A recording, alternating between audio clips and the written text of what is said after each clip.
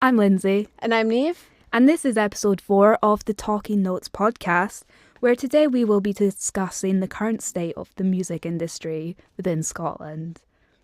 There are so many things we can chat about for this. There are so many things, so many issues to talk about in this current economy, Neve. Well, I can give you some stats from the 2024 report. Mm-hmm. So, 23.5 million music tourists attended live events in the UK. This was an increase of 23%. 21.9 million of these were domestic tourists, while 1.6 million were international tourists. So in Scotland alone, we welcomed 2.3 million tourists, and this generated an £857 million profit. And this supported 7,160 full-time jobs. Woo-hoo. I think that's definitely a positive anyway, because we're still on the rise since the COVID decline. Yeah, so everything's kind of been building up more since COVID, and I think some numbers have definitely been broken. Yeah, well, the music tourism spent £10 billion, and that's a rise of 26%. And that supported 72,000 full-time jobs in the UK as a whole. So that is also up 16%. Mm. But there are currently 3 main issues in Scotland. What would you say these are, Neve? So I would say probably one of the maybe biggest ones at the current moment is our Grassroot venues. Definitely. So for those who don't know, Grassroot venues are like kind of like our small little pubs that do live music. They kind of, for some artists who are just starting, it's kind of the foundation for their career, I would say. Oh, yeah. So since COVID and the inflation that we are currently battling through for some people, venues are struggling to keep the doors open. So about 125 had to close during the COVID period. Wow. People, we couldn't leave our house. We couldn't do anything. So obviously they're not going to be able to keep the doors open. Yeah. And for some of the venues, they had to permanently close after. Because they didn't have the money. People weren't going out still, even when we were able to. So due to that, doors had to shut, but a couple of them are still open. However, they don't do live music anymore, which is such a shame because that for so many people is like the foundation to how they started. It's how, it's just how they get going and put themselves out there, I suppose.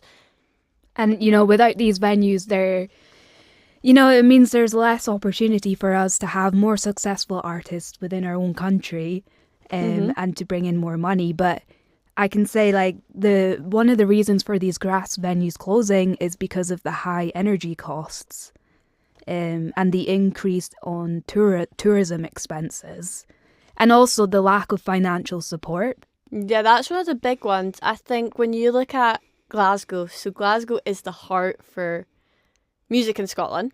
Yeah. It's a well-known fact, but there's so much money going into that probably. Whereas where we currently are in Perth, there's Totams. Mm-hmm. Totams is basically the only place I can think of as really a music venue in Perth. Yeah. And it's great. I love Totams. Great live music. But give me something more. Let's open another one. Well, I'll open something. I can say this is from the Music Venue Trust.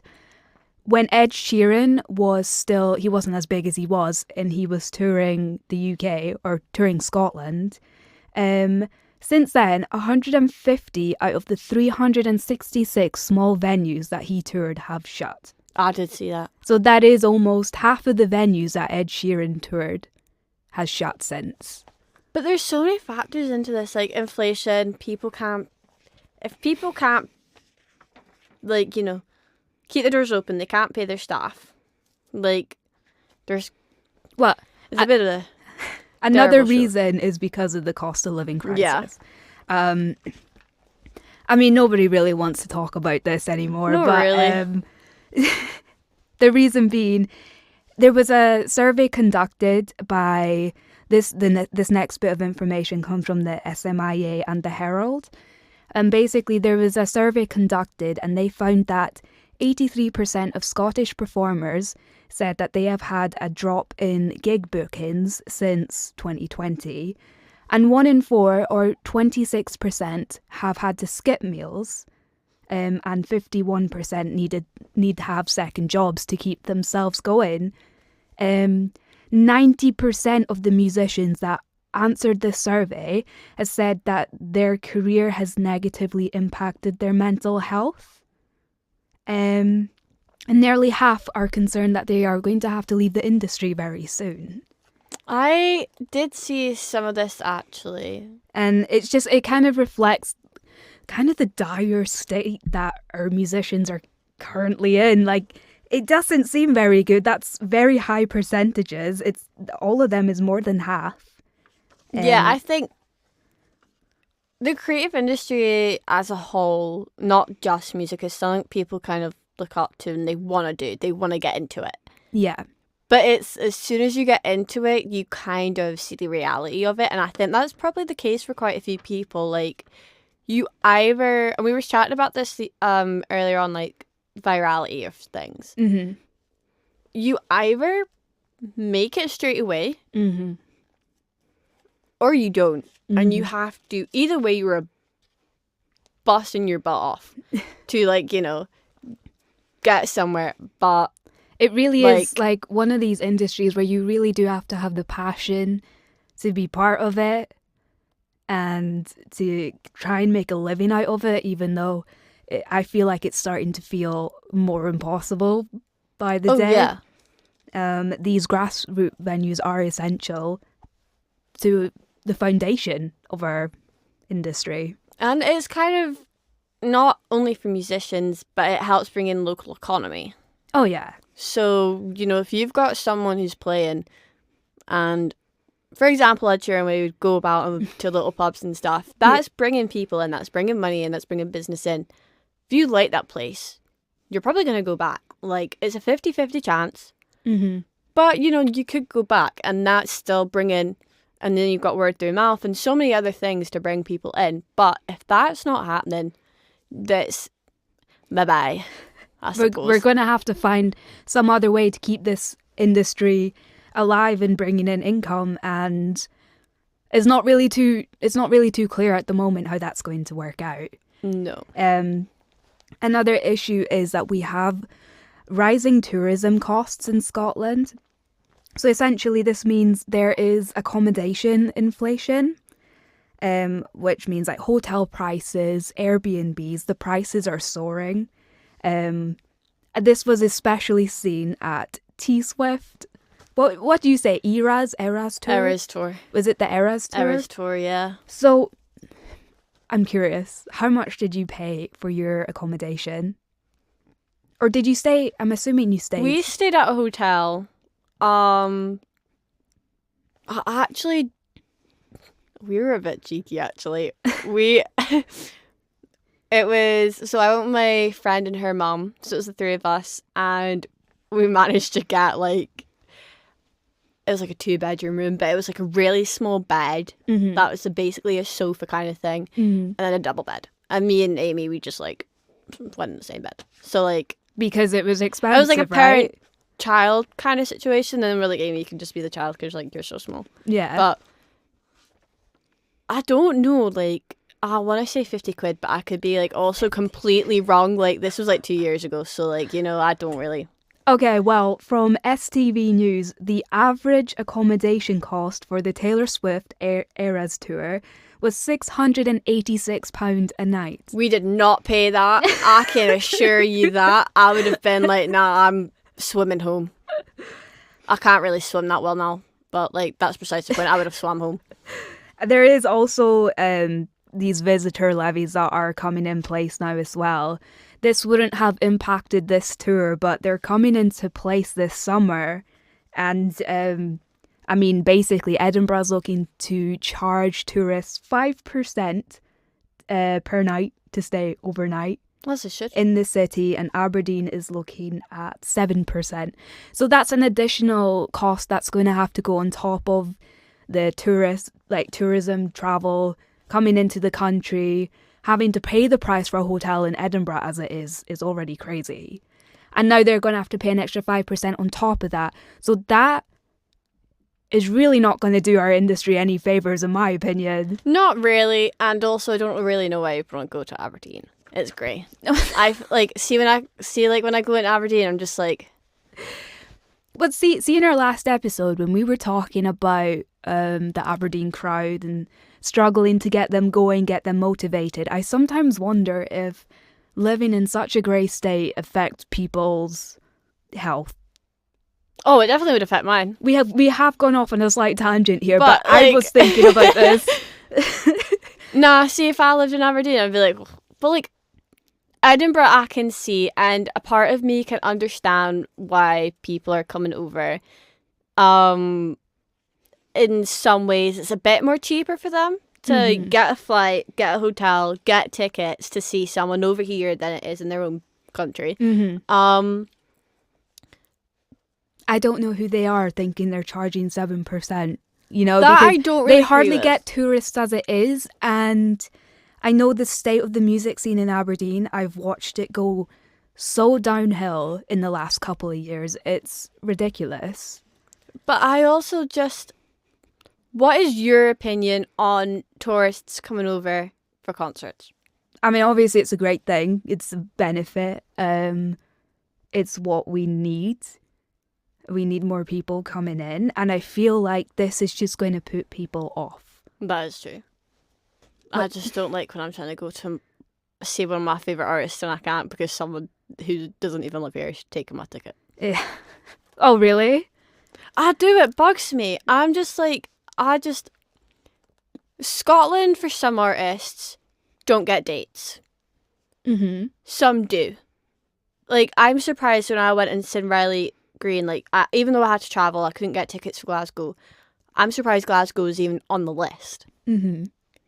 But then you've got big artists like Mr. Harry Styles.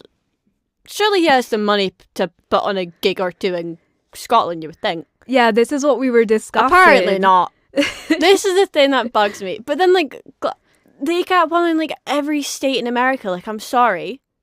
I do remember his last tour was literally the whole thing was leave America. You know, the videos. You can go back. If you're not giving us date, I don't even let them out. But, like... Sometimes these artists, though, they announce these tours and then they might add Scottish dates after. This has happened to me before because there was a band I wanted to see when they were coming to the UK. They're an American band and they only announced London. So I had to buy tickets to go to London. And then I think a couple of days after that, they suddenly announced that they were going to Glasgow too.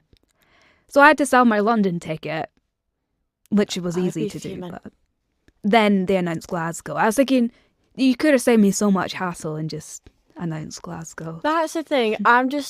That's the one thing that I don't like. Like, I'm happy. Like, if you want to come over, you do so. You want to see some? Do so. But I think it's also in the perspective of, compared to the two places, they get so much more dates. They get so much more places. Mm-hmm. So you would rather tourists wouldn't come to the country so that you can get a ticket and our economy stays as it is? I don't like you for asking that question. Like, don't get me wrong, I do want them to come over. You just want one ticket left over for you. Well, two, me and a pal. I'm riddled with anxiety. I ain't going alone. Okay. But, like, do you know what I mean? Like, I just find it sometimes it's so frustrating when you really want to see someone and you can't, because someone who doesn't, like, who's from, like, America, for example, is getting a ticket, which, understandable. You do you, boo, but sometimes I just think it's so ridiculous. Like I've said, they get so much more dates and it's stupid. Okay. Just to make the UK bigger. Or give me more dates. Like, it's so stupid. I have a feeling, I don't know, maybe Harry might, he might add some more dates to his tour. And he might come to Scotland. I don't think he will. I mean, they announced this tour 2 weeks ago, was it? A week ago? A week ago, I think, maybe. Maybe give him some chance. If we send him a couple messages on social media, he might change that. I think I'd get blocked. I think I'd get too angry too quickly. We both know how I am. I mean, we do have financial services in place. Like, we do have Creative Scotland. That is the one bonus, I will say. I mean, when I was looking to hire a venue in Aberdeen, there's this famous venue called Krakatoa. It's quite popular with metalheads, rock people, and because of Creative Scotland, they were able to offer the venue to me at a reduced venue hire rate, which was £200 for the night,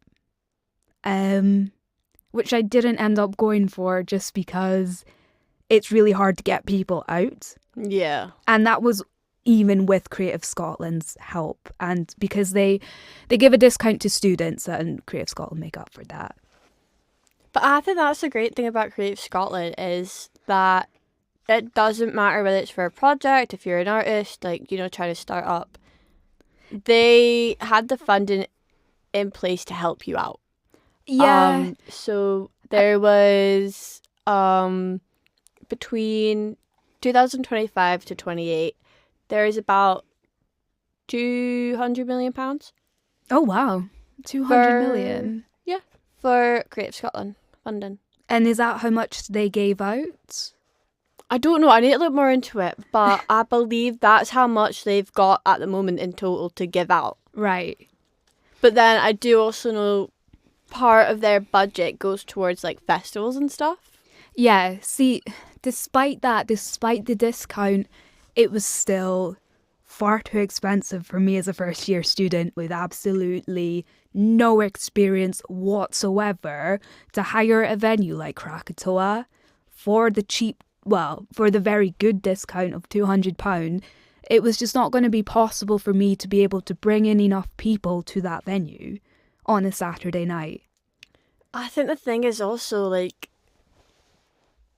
the reason they've got to be so pricey again, it's the world we're living in. I ended up going with, I don't know if it still has the same name, but Roots Music Venue in Dundee. I think we discussed this before, but maybe. I ended up having to team up with a promoter in the year above us and split the venue hire cost. And that was the only way that it was going to be possible for me to even break even, because there was not a chance I was going to be able to make a profit by myself. I just think it doesn't matter what you're really doing in the industry. You could be an artist, you could be the promoter, you could be the person who's putting on the show. Either way, it's such a hard industry to like crack into. Yeah. So, got any more fun facts in that wee little booklet of yours? I will have a quick look, but it's not looking like it. No. I mean, the main issue seems to be the current state of the economy and the cost of living crisis. That seems to be... That's the big ones that I think are affecting. We briefly spoke about this earlier, and I think we mentioned it in a past episode, and we both know I love this topic. AI. Yeah.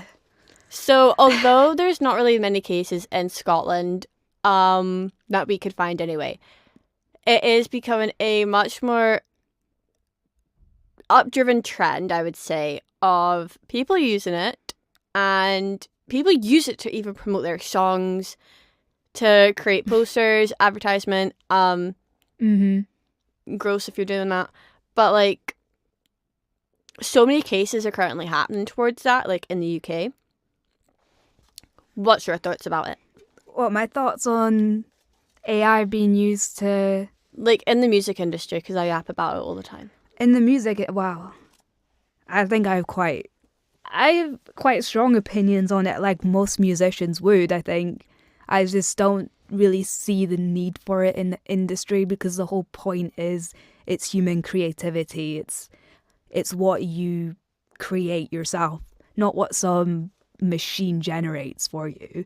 And like we mentioned in the first or second episode, the incident with Germany and OpenAI and the chatbot generating lyrics, because that's just how it works.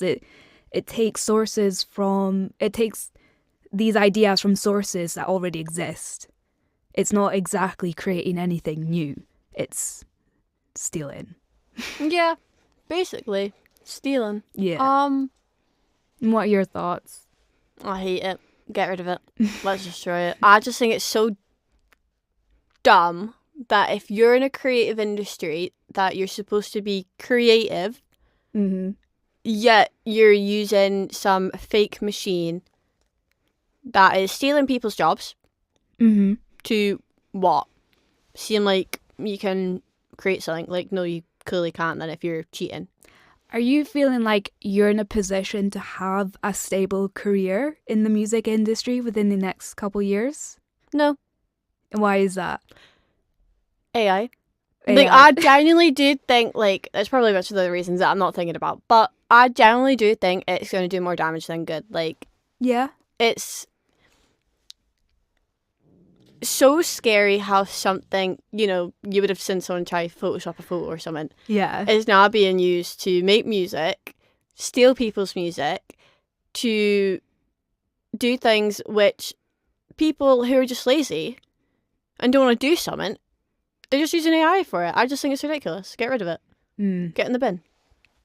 I know I'm starting to kind of feel less confident about my career, and I'm not sure how useful I'll be in the next couple of years with all the studying I've done. It's everywhere, and that's the thing. Like, you might not even notice it. Yeah, like, I'm getting caught out on my Instagram reels.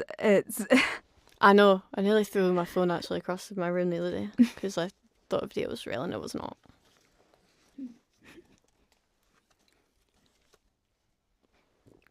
So that was episode 4 of the Talking Notes podcast. I'm Neve. I'm Lynsey. And like always, you can find us on YouTube, Spotify, or SoundCloud.